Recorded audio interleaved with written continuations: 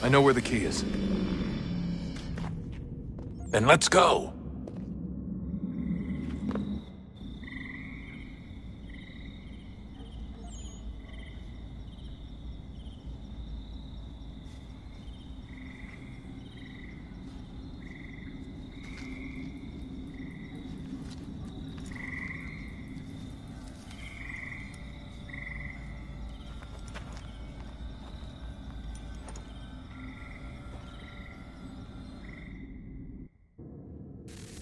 All right, time to see what's inside. Not quite. We still need to get the place powered up. Find the remaining pedestals and plug in the power sources. I'm on it.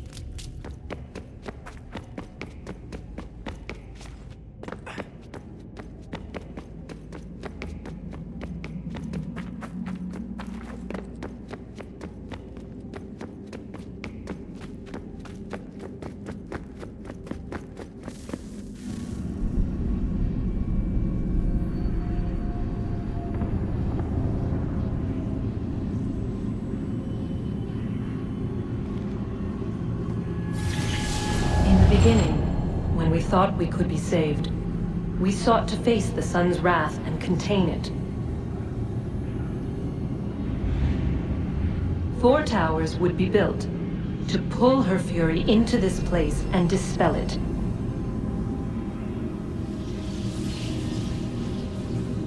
But even with all we knew, with all we had, it would take too long.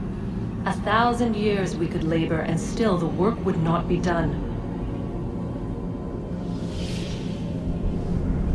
The first tower was never completed.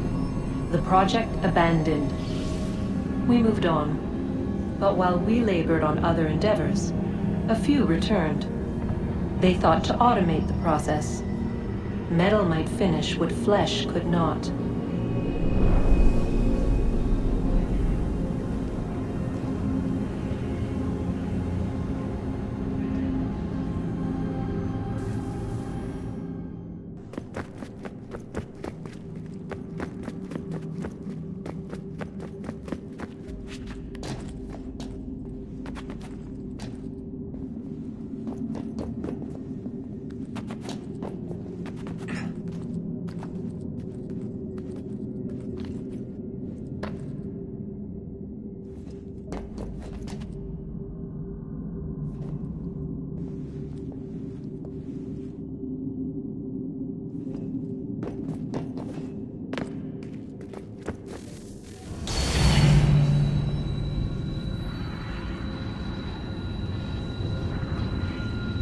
If we could not meet the sun's cruel embrace, perhaps we might rebuke it.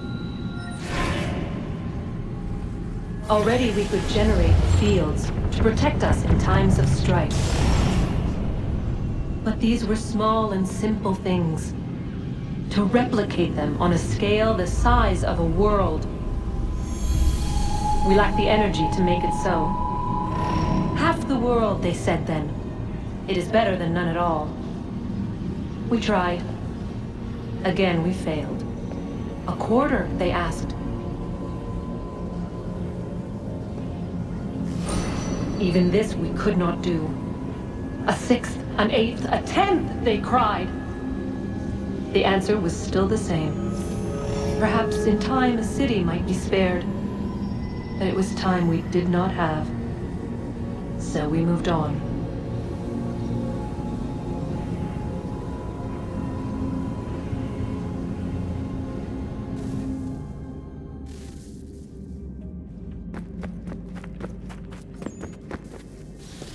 Wonder what's inside.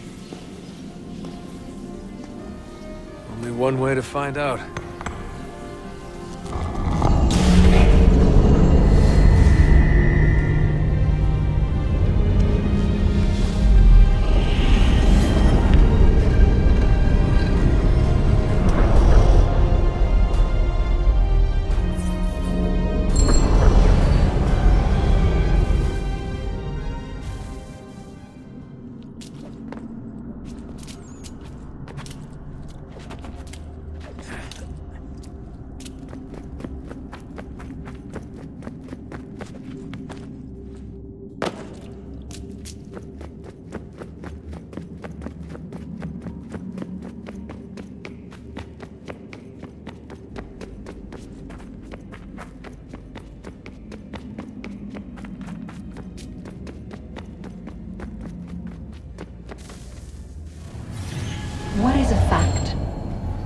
Is it fixed? Immutable? Certain in its existence and only awaiting discovery? Or might it be changed? Here we learned the answer, and thought that it might save us.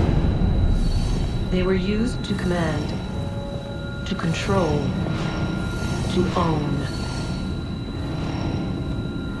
But we soon discovered another use. When enough sat in thrall and were told to believe, their thoughts took on form. What was imagined became real.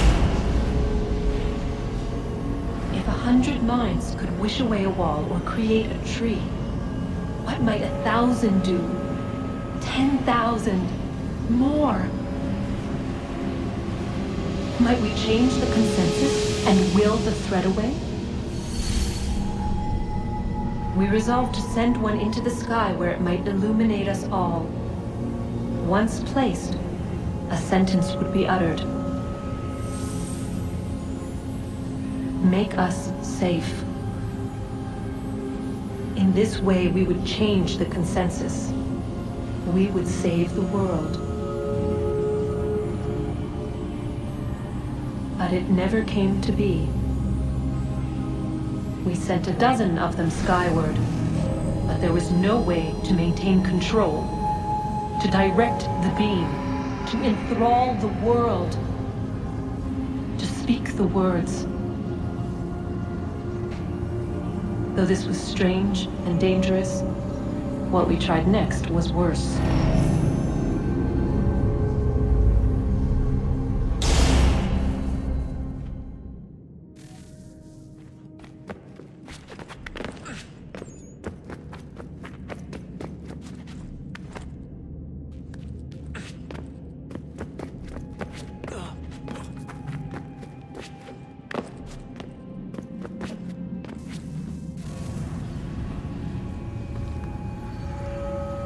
Our first instinct was to travel back, to change the past. But we could not find a way. But forward, we could look forward. And so here we sought to see beyond ourselves, and know what was to come. First we watched to learn if our work would succeed.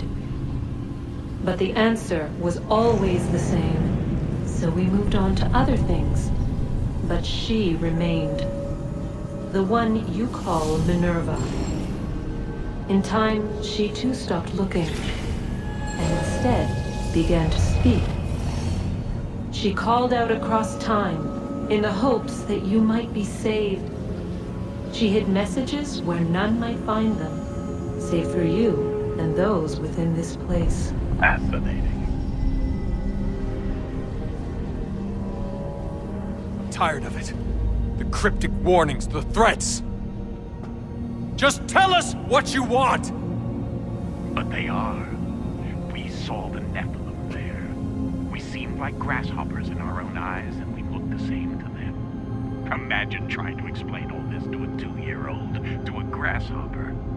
When they said the will of the gods was unknowable, they meant it. Literally. I killed her, you know. I killed Lucy. It was the apple, son. It was Juno. I saw what she was. What would happen if I let her live? I could have stopped myself. I mean, there was a force there. But I didn't have to. I chose to. Desmond. Lucy was going to betray us and take the apple back to Abstergo. I saw the satellite launched. I saw them turn it on, and then it failed. Whatever's on the other side of that door, it benefits Juno. We need to be careful.